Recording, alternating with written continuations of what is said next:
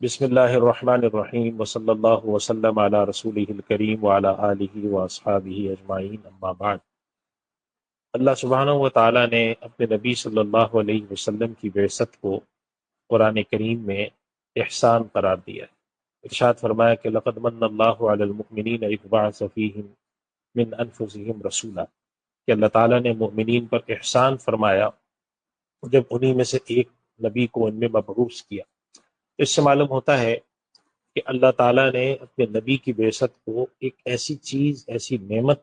سمجھا ہے جو کہ جتائے جانے کے قابل ہے۔ اور نبی صلی اللہ علیہ وسلم کی جو حیات مبارکہ ہے، آپ کی ذات گرامی ہے، وہ جتائے جانے کے قابل نعمت کیوں ہے؟ تو اس کی بہت ساری وجوہات میں سے جو ایک اہم ترین وجہ ہے وہ یہ ہے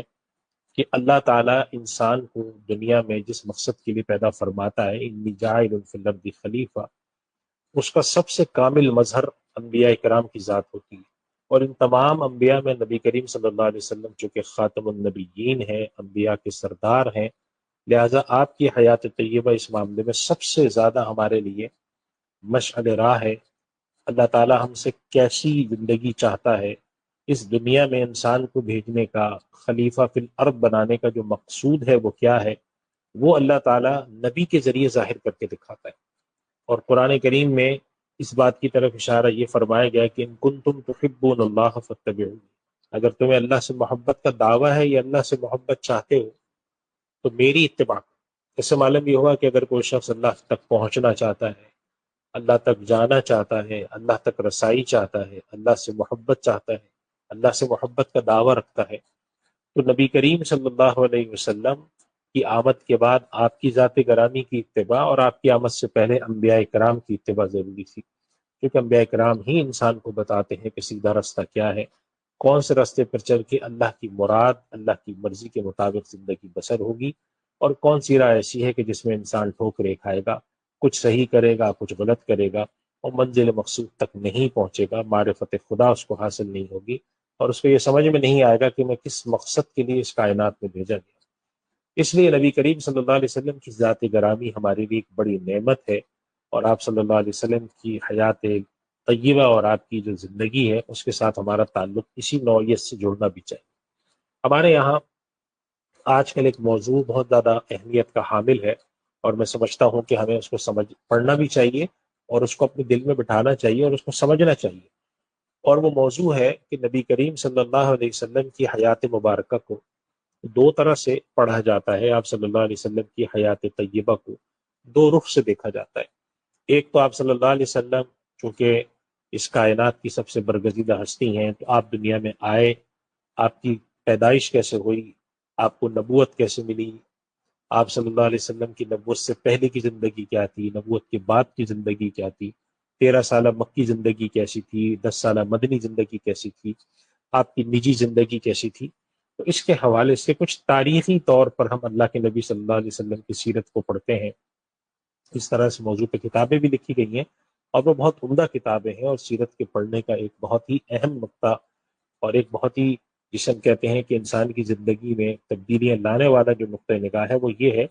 کہ آپ صلی اللہ علیہ وسلم کی حیات طیبہ کے بارے میں واقفیت حاصل کی جائے۔ جو مشکلات آپ نے اٹھائیں، جو پریشانیاں آپ نے اٹھائیں، جو تکالیف آپ کو دی گئیں، اور آپ کے ساتھ جو صحابہ کرام تھے انہوں نے زندگی کیسے بسر کی، یہ پورے واقعات کا ایک تسلسل ہو،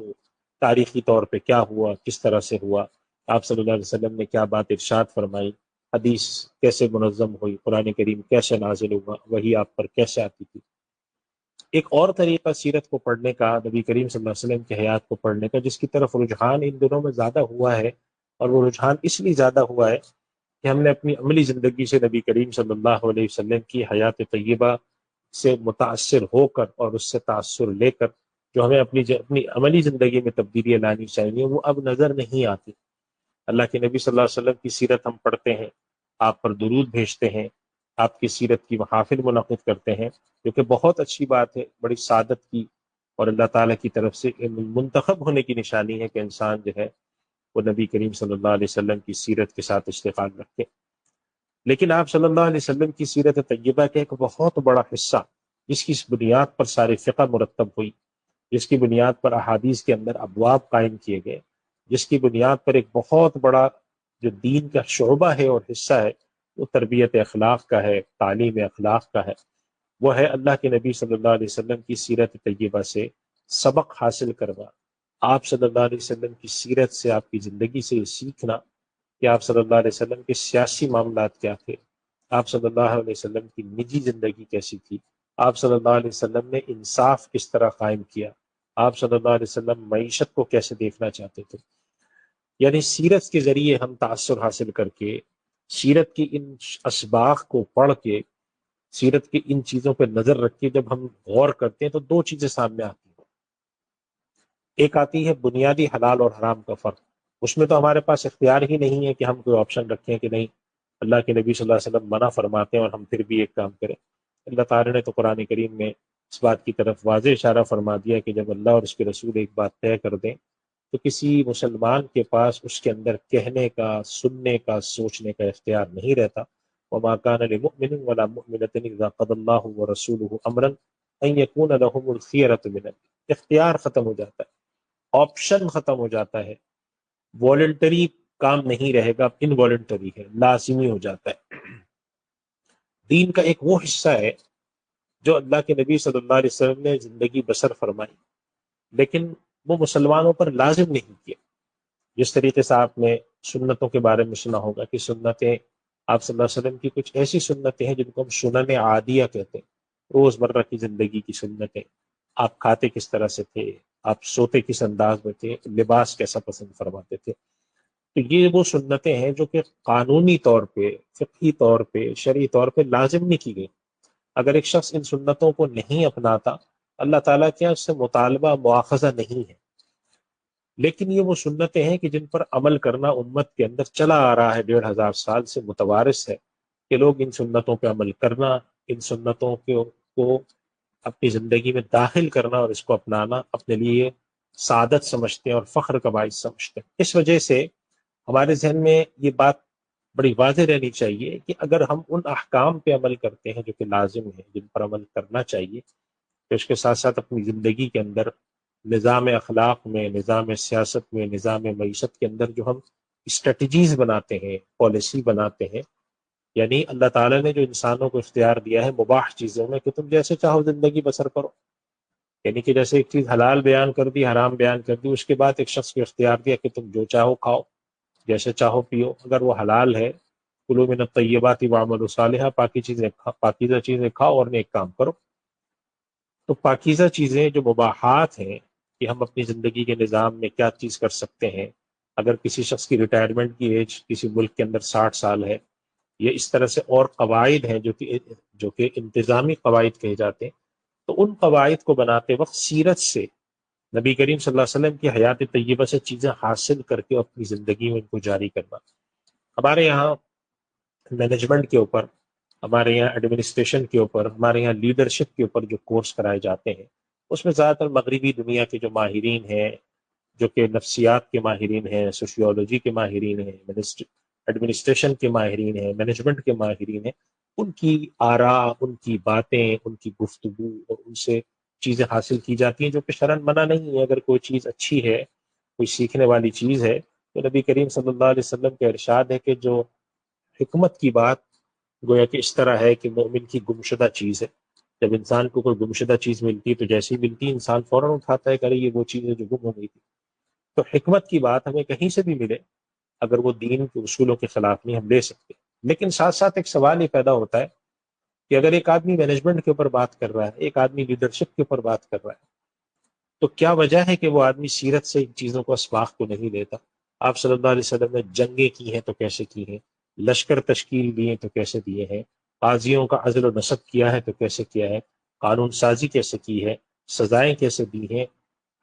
حاکم وقت کا تقرر کیسے کیا ہے، والیوں کا تقرر کیسے کیا ہے، مختلف علاقے کے گورنروں کا تقرر کیسے کیا ہے، اور آپ انسانی معاشرے کو کس طرح سے چلتا پھرتا دیکھنا چاہتے تھے۔ پھر آپ صلی اللہ علیہ وسلم کی تربیت یافتہ جو ایک پوری جماعت ہے، جو جماعت صحابہ کرام ہے، خلفائے راشدین ہے، انہوں نے اپنے یہاں نظام کو کیسا چلایا، اس کے اوپر اگر آپ دیکھیں تو اس پر ہمیں مواد نہیں ملتا۔ سیرت میں آپ جا کر کسی سے ہی پوچھنا چاہیں کہ نبی کریم صلی اللہ علیہ وسلم کی حیات مبارکہ میں، خلفائے راشدین کے دور میں اور مسلمانوں میں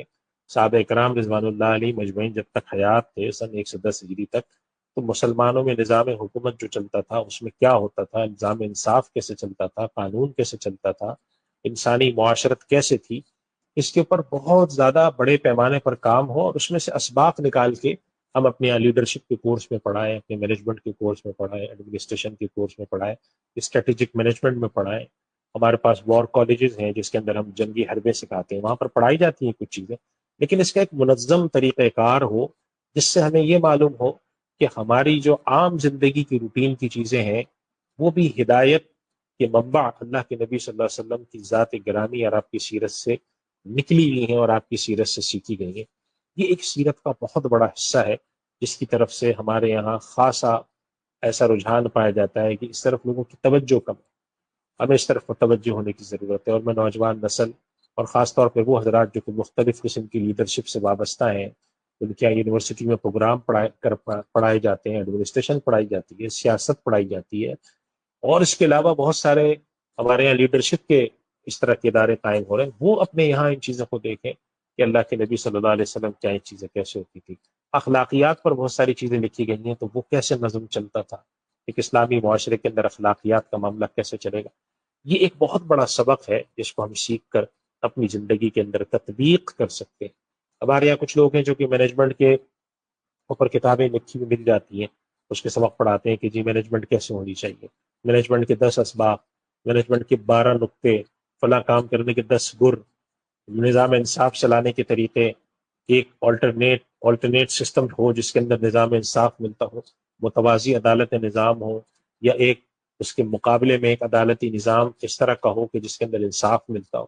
یا نبی کریم صلی اللہ علیہ وسلم کیا وراثت کی تقسیم کے پر کیا معاملہ ملتا ہے۔ ان چیزوں کو پڑھنا، ان چیزوں کو غور کر کے اس میں سے نکات نکال کر اپنے یہاں ایڈمنسٹریشن میں اور اس میں داخل کرنا، اس پہ غور کرنا، یہ آج کا دور کا ایک بہت بڑا کام ہے۔ ہمارے کچھ ساتھی ہیں دنیا بھر میں، ایسے ہمارے ماشاءاللہ بڑے اچھے مسلمان ساتھی ہیں جنہوں نے ایڈمنسٹریشن پہ، مینجمنٹ پہ، لیڈرشپ پہ اور اس قسم کی جو چیزیں ہیں ہمارے یہاں پڑھائی جاتی ہے اس پر کام شروع کیا ہے، اور اس کے اندر وہ نکال کے سکھا رہے ہوتے ہیں، بتا رہے ہوتے ہیں کہ لیڈرشپ کے اندر مثال کے طور پہ ہم 10 چیزوں کو بتاتے ہیں۔ کانفلکٹ ریزولوشن، اختلاف رائے کے باوجود ایک متنوع معاشرہ کیسے زندہ رہ سکتا ہے، کون کون سے نکات ہیں کہ جس کی بنیاد پر ایک مختلف کثیر الثقافت معاشرہ زندہ رہ سکتا ہے، مختلف زبانیں بولنے والا، مختلف پس منظر رکھنے والا معاشرہ کیسے زندہ رہ سکتا ہے، اگر مختلف مذہب کے لوگ ایک ملک میں زندہ ہیں، رہتے ہیں، ان کے آپس میں رہنے کی حدود اور قیود کیا ہو۔ تو فقہائے کرام نے تو اس کے اندر زیادہ تر وہ مسائل بیان کیے ہیں جن کا تعلق حلال اور حرام سے، کیونکہ ایک فقیہ کا بنیادی کام کسی بھی چیز کی قانونی حد بتانا ہوتا ہے۔ اگر آپ کسی مفتی صاحب سے جا کے پوچھتے ہیں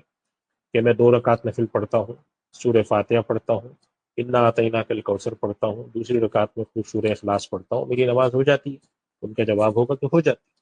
لیکن اگر آپ ایک مربی کے پاس جاتے ہیں، ایک تربیت دینے والے شخص کے پاس جاتے ہیں اور ان سے کہتے ہیں کہ میں نفلیں اس طرح پڑھتا ہوں، تو وہ آپ سے کہیں گے کہ بالکل نفلیں ہو جاتی ہیں،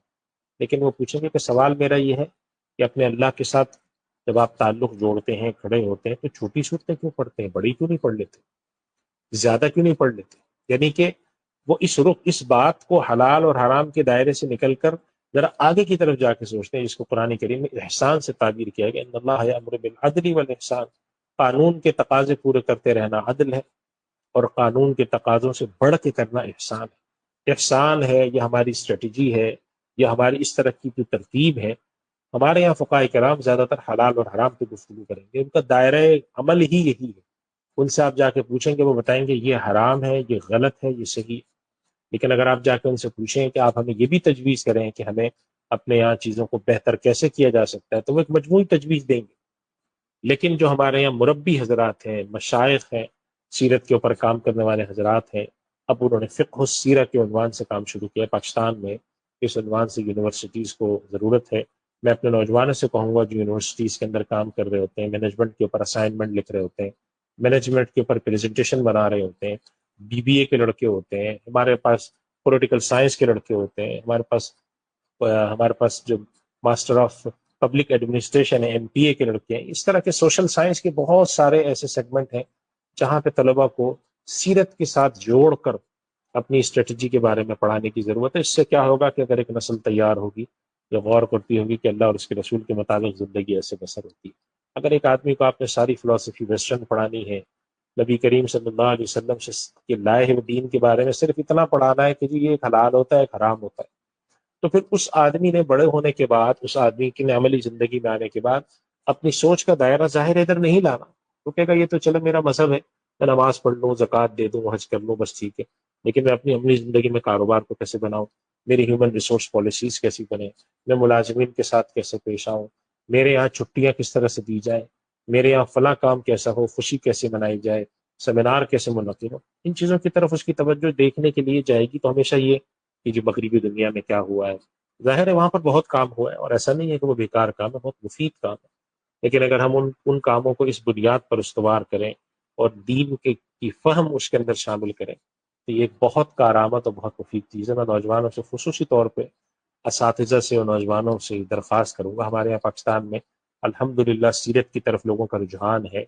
اب شروع ہوا ہے، اور سیرت کی محافل منعقد ہوتی ہیں، اس کے اندر خاص طور پہ ان چیزوں کی طرف توجہ دی جاتی ہے. عام طور پہ ہمارے یہاں سیرت کے حوالے سے اخلاقیات پڑھا دی جاتی ہیں کہ نبی کریم صلی اللہ علیہ وسلم کی حیات طیبہ میں جو واقعات پیش آئے بتائے جاتے ہیں، لیکن اس کے ساتھ ساتھ یہ چیز بھی ضروری ہے کہ ہم اپنی اسٹریٹجیز کے حوالے سے سیرت کا آہستہ آہستہ ہم داخل کرنا شروع کریں، اور آنے والے وقتوں میں سیرت سے ہم اسباق حاصل کریں. اس موضوع پر کتابیں لکھی جائیں، اس موضوع پر اسائنمنٹ ہوں، اس موضوع پر سوال جواب ہوں، اس موضوع پر ہمارے پاس تھیسس اور پی ایچ ڈیز کیے جائیں، ایم فل کے ماسٹرز کے تھیسس لکھے جائیں، جس کے ذریعے معلوم ہو کہ ہمارا دین کس طرح کی چیز چاہتا تھا، خلفائے راشدین کے زمانے میں کیا ہوا. اور اسی طریقے سے مسلمانوں کی جو تہذیب ہے، اللہ کے نبی صلی اللہ علیہ وسلم کی حیات طیبہ کے بعد 400-500 سال تک مسلمان دو تین جگہوں پہ رہے ہیں اور بڑے پیمانے پر بڑی حکومتیں کی ہیں، تو علم کے ساتھ ان کا کیا رویہ تھا، عدل اور انصاف کے ساتھ ان کا کیا رویہ، یہ ساری باتوں کے اوپر اگر ہم سیرت سے اسباق حاصل کرنا شروع کریں تو یہ بہت اچھی چیز ہوگی. اس کی ایک لہر پیدا کرنے کی ضرورت ہے، اس حوالے سے بیداری پیدا کرنے کی ضرورت ہے، عالم اسلام کی سطح پر بھی ہو. حکومت پاکستان نے ایک سیرت کے حوالے سے ایک ادارہ بھی قائم کیا ہوا ہے، خاتم النبیین اتھارٹی قائم کی ہوئی ہے، اس میں بھی الحمدللہ اچھا کام ہو رہا ہے کسی نہ کسی درجے میں. ہمارے پاس بہت ساری یونیورسٹیز میں سیرت چیئر بنی ہوئی ہیں، تو وہاں سے نبی کریم صلی اللہ علیہ وسلم کے حیات طیبہ سے کے حوالے سے صرف یہ چیزیں سیکھنا کہ آپ صلی اللہ علیہ وسلم نے زندگی آپ نے کیسے بسر فرمائی اور آپ نے جماعت کیا تیار کی، یہ بہت بڑا کام ہے، لیکن اب اس شعبے کی طرف توجہ دینے کی ضرورت ہے. ہمارے پاس جو ایڈمنسٹریشن کی چیزیں ہیں، مینجمنٹ کی چیزیں ہیں، لیڈرشپ کی چیزیں ہیں، پولیٹیکل سائنس کے اندر ہیں، وار اسٹریٹجیز ہیں، بزنس اسٹریٹجیز ہیں، ایچ آر اسٹریٹجیز ہیں، ان کے اندر دین کی بنیادی چیزوں کو آہستہ آہستہ داخل کیا جائے اور سکھایا جائے کہ اللہ کے نبی کے زمانے میں یہ ہوتا تھا. اللہ کے نبی صلی اللہ علیہ وسلم دنیا سے تشریف لے جا رہے ہیں، آخری جملہ آپ ارشاد کیا فرماتے ہیں؟ الصلاۃ وما ملکت ایمانکم، دیکھو نماز کا خیال رکھنا، دیکھو جو تمہارے زیر دست غلام ہیں، جو تمہارے زیر دست لوگ ہیں، ملازمین ہیں، خادمین ہیں، ان کا بڑا خیال رکھنا. اب یہ کیا اسٹریٹجی ہے؟ یہ اسٹریٹجی یہ ہے کہ آپ کی جتنی بھی چیزیں ملازمین کے زیر دست لوگوں کے حوالے سے بنے، اس کے اندر ان لوگوں کی خیال رکھنے کو سینٹر پوائنٹ بنایا جائے، بمقابلہ اس کے کہ جو مالک ہے اس کے خیال رکھنے کو سینٹر پوائنٹ بنایا جائے. یہ وہ ساری چیزیں ہیں جس کی طرف ہمیں توجہ کی ضرورت ہے، اور اللہ کا شکر ہے کہ اس طرف کچھ کام شروع ہوا ہے. مغربی دنیا کے اندر جو مسلمان ہیں وہ اس طرف سوچ رہے ہیں. کئی ایک آدھ لوگوں کو میں نے دیکھا کہ انہوں نے اگر کسی بڑی یونیورسٹی سے کوئی چیز پڑھی ہے تو ان کے دل میں خیال آیا کہ اگر میں سیرت کی روشنی میں یہ اسٹریٹجی بناؤں تو کیسی بنے گی، قرآن کریم کی آیات کی روشنی میں یہ چیز کیسی بنے گی. اسی طریقے سے ہمارے یہاں عرب دنیا میں بھی اس پر کافی کام شروع ہوا ہے. میں سمجھتا ہوں کہ پاکستان میں ہمارا جو سب کانٹیننٹ ہے، پاکستان، ہندوستان، بنگلہ دیش، ہمارا افغانستان، یہ خطے کے اندر جو ہمارے مسلمان آباد ہیں وہ بھی اگر یہ چیز ڈالیں تو ایک نسل آنے والی جو ہوگی، آنے والے 15 سال 20 سال کی نسل، وہ اس سے واقف ہوگی، جسے کہتے ہیں کہ شعور رکھتی ہوگی. ایک ایسی نسل بھی ہمارے یہاں موجود ہے جو ان چیزوں کے بارے میں شعور نہیں رکھتی، جو سوچتی الگ انداز میں ہے. ان کے بارے میں یہ نہیں کہتا کہ وہ لوگ بالکل غلط ہیں، یہ بالکل سر جسے کہتے ہیں کہ سر تاپا وہ لوگ اپنی خطا میں ہیں، یہ میں نہیں کہتا، لیکن میں کہتا ہوں کہ ایک ایسا پروپرائٹرشپ جو ہوتی ہے، یعنی کہ احساس اس بات کا ہو کہ ہمارا دین ہمیں کیا سکھاتا ہے، یہ ہماری اپنی چیز کیا ہے. اس احساس کے ساتھ اگر ہم اپنی نالج کو، اپنے دین کی تعلیمات کو اپنے عام دنیا کی چیزوں میں ڈال کر بڑا کریں گے تو بڑی ایک زبردست نسل تیار ہوگی جو دین کے رخ پہ سوچے گی، دین کے رخ پہ فیصلے کرے گی، اللہ کے نبی صلی اللہ علیہ وسلم کی حیات طیبہ کو اپنی زندگی میں داخل کرے گی، اور نبی کریم صلی اللہ علیہ وسلم کی طرح سے جس طرح آپ نے زندگی بسر فرمائی وہ زندگی بسر کرنے کی کوشش کرے گی۔ تو آپ صلی اللہ علیہ وسلم سے جس طریقے سے دین کے معاملے میں ہدایت ہے، دنیا کے معاملے میں بھی ہدایت ہے۔ آپ صلی اللہ علیہ وسلم کی پیروی کرنے میں، آپ کی اطاعت کرنے میں، آپ کی اتباع کرنے میں، آپ کی سنت عادیہ پہ چلنے میں، آپ کی سنت موقدہ پہ چلنے میں، آپ کے احکام پہ چلنے میں فلاح ہے، کامیابی ہے۔ اور اگر ہم اس چیز کو سامنے رکھتے ہوئے اپنی عملی زندگی کے اندر ہر شعبے میں تطبیق کرنے کو، اپلیکیشن کرنے کو اپنا ایک ٹارگٹ بنا لیں، اپنے سامنے اس کو ایک مشعل راہ بنا لیں، تو میں سمجھتا ہوں کہ یہ ہمارے لیے اس سال جو ہم منا رہے ہیں نبی کریم صلی اللہ علیہ وسلم کے حیات طیبہ کے حوالے سے، اس سال آپ صلی اللہ علیہ وسلم کی بعثت کے 1500 سال مکمل ہونے کے حوالے سے بھی ہمارے یہاں کافی جذبہ پایا جاتا ہے، الحمدللہ بہت ہے۔ نبی کریم صلی اللہ علیہ وسلم سے اظہار محبت اس وقت ایمان کا تقاضا ہے، جس وقت لوگ نبی کریم صلی اللہ علیہ وسلم کی مخالفت میں کھڑے ہوں، آپ صلی اللہ علیہ وسلم کی حمایت میں کھڑا ہونا آپ سے اظہار محبت کی دین کا بڑا تقاضا ہے۔ اور اس کے ساتھ ساتھ آپ صلی اللہ علیہ وسلم نے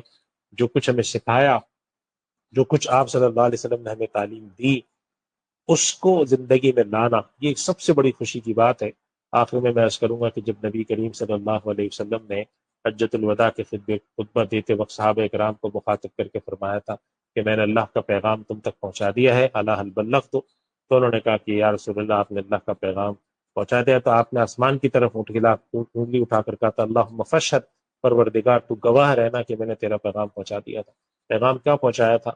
کہ اللہ کے حکم پر چلو، اللہ کے نبی صلی اللہ علیہ وسلم کے مطابق زندگی بسر کرو، حلال حرام کی فکر کرو، توحید اور رسالت تمہارے یہاں موجود ہو، قرآن کے مطابق زندگی بسر کرو۔ ایسی جماعت ہم پیدا کریں نوجوانوں میں جو کہ سیرت کو اپنی زندگی میں داخل کرے، سیرت کے مطابق اپنی تمام اسٹریٹجیز کو بنائے، تو یہ سیرت طیبہ نبی کریم صلی اللہ علیہ وسلم کی حیات طیبہ کا وہ حصہ ہوگا جس کو ہم اپنی آج کی روز مرہ کی زندگی کے اندر جاری کر رہے ہوں گے، اور یہ بہت بڑی خدمت ہوگی۔ اللہ تعالی ہمیں عمل کی توفیق عطا فرمائے۔ وآخر دعوانا الحمد للہ رب العالمین۔